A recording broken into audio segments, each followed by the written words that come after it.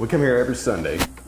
I love the atmosphere. As you can tell, it's got a really good Nashville feel to it. Right here at S&S Bar, under soft lighting, a baritone belts out melodies inspired by past relationships and experiences. One of them entitled Drink You Goodbye. All right, here we go.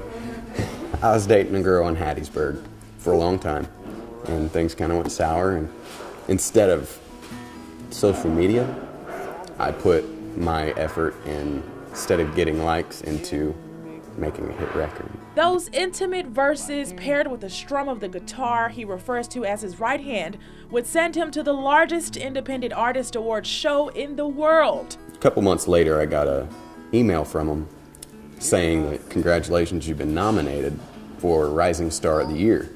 And a couple of days later, I got another nomination for Modern Country category Song of the Year. Songs have a way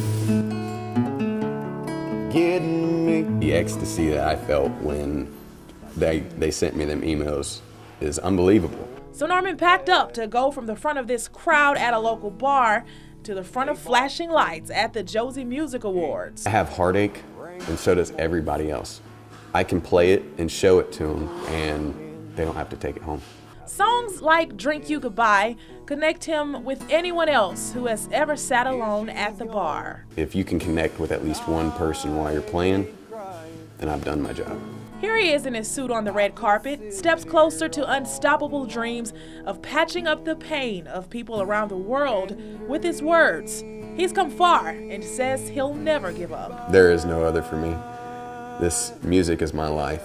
I've dedicated my entire life to music.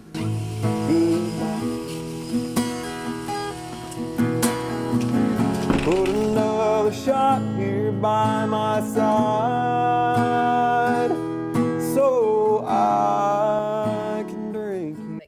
The concept for education is similar, but instead of breaking out of a room, because we have to keep them in our rooms for a certain amount of time, the students break into a box. In Holly Johnson's class at Summerall Middle School, you can find her students piecing together the puzzles, shining the light, or poring over clues to pop the locks that will solve the riddle. Why not something fun? Why not something that engages students? Why not something that makes students excited to come to school, to come to class? It's what led Ms. Johnson to bring the elements of mystery, suspense, and creativity into the classroom, teaching lessons in an unconventional way. So if you teach math, you can do a breakout that has math clues with it. If you teach science, you can do one that has science clues. The students can't be locked into the classroom like in an escape room, but they use those clues to break into a box. Teamwork, problem solving, patience, life skills, all taught while reaching those goals of the curriculum. This is one of the ways where they have to figure out, what is this clue? What am I supposed to do with it? And then once I figure out what I'm supposed to do with it, how does that then translate into getting a lock that has either numbers, letters, directions, something like that? How does it get this lock off of the box that's going to help me get in? Ms. Johnson broke out a step further by publishing a book, not only bringing creativity into her classroom, but spreading that concept to teachers everywhere. I had it published and it's available for sale, and I've been working on ways to make sure that the book is not the end result of it, that's only the starting point. I know that as soon as my students do a breakout box, the first question they ask me is, when is our next one? The same question students across Mississippi can ask their teachers if they break into this book of ideas, guidance, and clues leading to the prize. Students excited about learning. As soon as you tell students to run wild and tear up your classroom and find clues out there to solve, they're all about it. They don't care that it's about whatever they're supposed to be working on in school. They'll be happy to do the work. And that's what we're after, is we're after students that are excited about learning.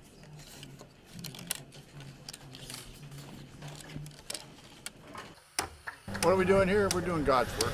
God's work is why these volunteers from Cartersville Baptist Church and Kentucky's E-Town Mission Team woke up early all this week, laying the foundation for new beginnings. Every time we go somewhere, we're blessed. You know, we bring blessings to people, but we're blessed ourselves. Laughter and joy while the teams shoveled, painted, and sweated together on Bird Street in Petal all week. You get to know people from all different parts of this country and so on, and build relationships with people otherwise you'd never know. R3SM says it's been a busy month as these repairs continue.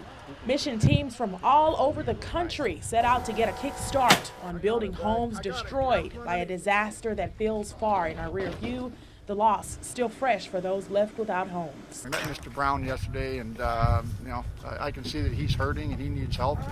We're going to give him as much as we can. I think that goes back to what you're seeing happening in Florida, what's happening in Texas, where people care about one another and they're willing to go donate their time, effort to help rebuild, get back in business. McPherson says though the Elizabethtown mission team volunteers from city to city for short periods of time, they leave each time with a sense of fulfillment. When we left that place, we had renewed her faith in God. She come to a dinner, what we call Last Supper, on a Friday night. And she said to me, she said, I just want you to know that you've renewed my faith in God.